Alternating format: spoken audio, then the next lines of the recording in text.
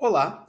Neste IELTS Reading Assignment, a primeira coisa que temos que fazer, como de padrão, é lermos o primeiro parágrafo por completo, porque a leitura do primeiro parágrafo, de fato, nos faz compreender como que o examinador, ou melhor, o autor do texto está introduzindo, de fato, o tópico que é abrangido por ele e qual é a perspectiva de qual é o objetivo deste texto. Isso com muita frequência é colocado logo no começo e para, em especial, questões que envolvem, de fato, o macro do texto, ou seja, qual é o objetivo geral dele, você ter a compreensão dos motivos que, portanto, são apresentados logo na introdução, efetivamente faz diferença.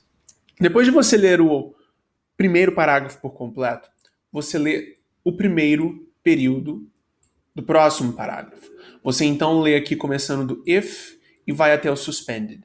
Por que você lê o primeiro período do parágrafo seguinte?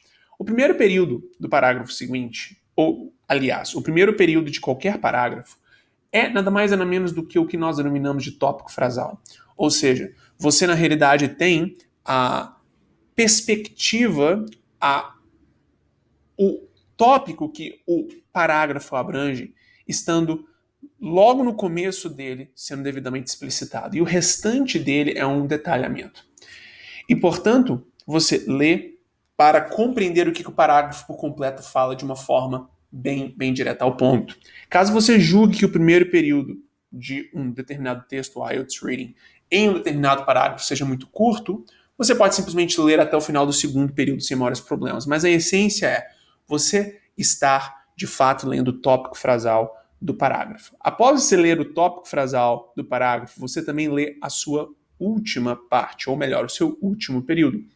Você então vê aqui, por exemplo, o último período vindo em by, indo até o widely. Você então lê o último período, vamos somente verificar se eu estou certo. Não, de fato, ele vai do by, e em vez de ir até o widely, ele vai até o final, que é o outbreaks. Então você lê aqui até o final do outbreaks. Por que você lê o último período? Em especial questões de matching, ou seja, questões de combinar determinadas informações com os parágrafos do texto, você tem com muita frequência a informação que define que determinado parágrafo é relacionado a um determinado tópico ou uma determinada informação, como por exemplo um título, estando logo no final dele, do parágrafo, não no meio e nem no começo. Isto é uma questão que o exame tem para efetivamente estar fazendo com que você esteja lendo mais, mas com você tendo a capacidade de prever isso, já que você compreende como que os textos são devidamente organizados, você também lê o primeiro período por completo, ou melhor, o último período por completo, como aqui explicado, tudo bem?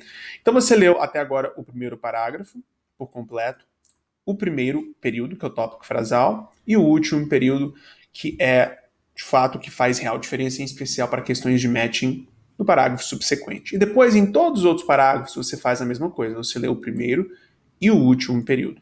Depois de você ler o primeiro e o último período, você vai chegar ao último parágrafo. O último parágrafo você também o escuta por completo, ou melhor, o lê por completo. Você lê então esse parágrafo por completo, pois como o parágrafo introdutório, o parágrafo conclusivo, de fato, traz essas perspectivas mais macro do porquê que o texto existe em primeiro lugar, qual o objetivo dele e a conclusão que foi chegada após o frigir dos ovos. Então, você também ler essa conclusão lhe ajuda em questões macro, essas questões em especial, por exemplo, múltipla escolha, que perguntam qual foi o objetivo final do autor em escrever o texto. Isso frequentemente é encontrado logo no primeiro e no último parágrafo, tudo bem? Então você lê o primeiro parágrafo por completo, você lê o primeiro e último período de cada parágrafo subsequente e também lê o último parágrafo por completo. Agora, isso é feito somente numa primeira leitura. Você, então, aqui não vai estar fazendo uma leitura seca como essa, como sendo a sua leitura final. Esta é uma primeira leitura que você faz para poder ir para as questões. E tendo em vista as questões, você, na realidade, faz a volta ao texto e aí lê parágrafos por completo, tomando como referência as questões que você tem que responder. Mas aí você já vai conseguir bem mais rapidamente voltar às partes do texto que abrange as informações que a questão abrange, e por consequência, aí você lê o parágrafo por completo até achar a resposta para ele, tudo bem?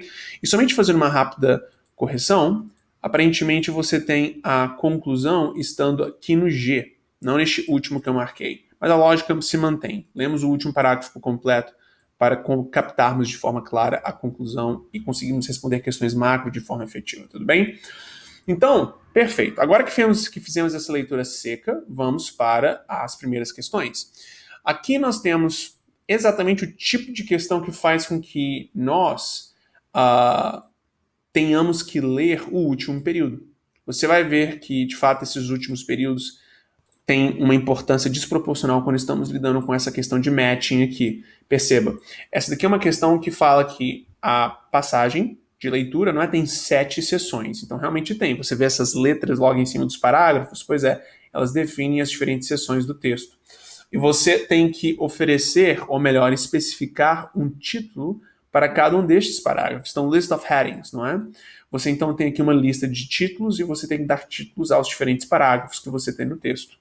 Extra atenção aos últimos períodos, tudo bem? No processo de fato, leitura. Primeiro e último período, e se necessário for, ler os parágrafos por completo, para que assim você, no final das contas, consiga identificar os diferentes títulos para cada um dos parágrafos que você tem que nomear, tudo bem?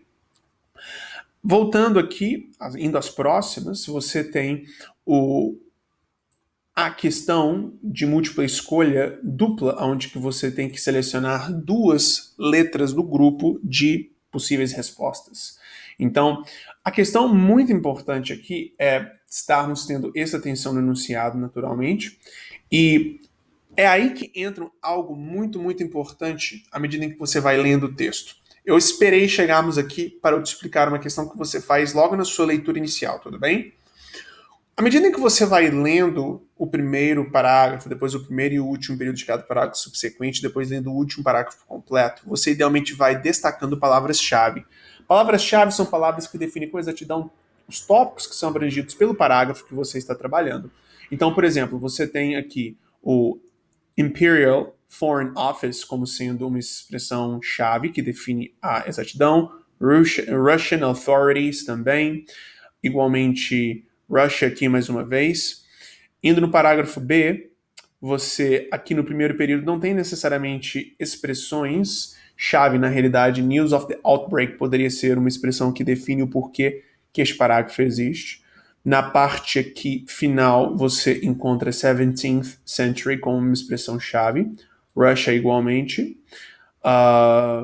e basicamente isso. Agora, você, então, à medida que vai lendo naquela leitura inicial mais seca e explicada, você, na realidade, vai destacando palavras-chave que definem com exatidão, como dito, os tópicos abrangidos pelo texto. Isso inclui também nomes, números, informação específica, nomes próprios de empresas, organizações ou pessoas, tudo que, mais uma vez, define de forma clara qual é a abrangência do parágrafo em particular que você está lendo. E quando você faz essas informações serem visualmente destacadas, você, na realidade, faz com que o processo de, tendo como referência as questões, retornar ao texto, ser muito mais direto ao ponto e rápido. Pois as palavras-chave, que com muita frequência também estão nas questões e que você tem que novamente as identificar no texto, vão estar devidamente destacadas. Agora, este processo de destacar palavras-chave não somente é feito no primeiro e no último período, mas quando você tem, por exemplo, um parágrafo como este B, você é totalmente capaz de estar passando o olho rapidamente nessa parte que você está lendo para não interpretação e buscar destacar palavras-chave igualmente, não é? Perceba, estou aqui então nessa parte que eu não li para interpretação, eu simplesmente passo o olho para estar, de fato, encontrando opções, não é? Todas essas são expressões-chave.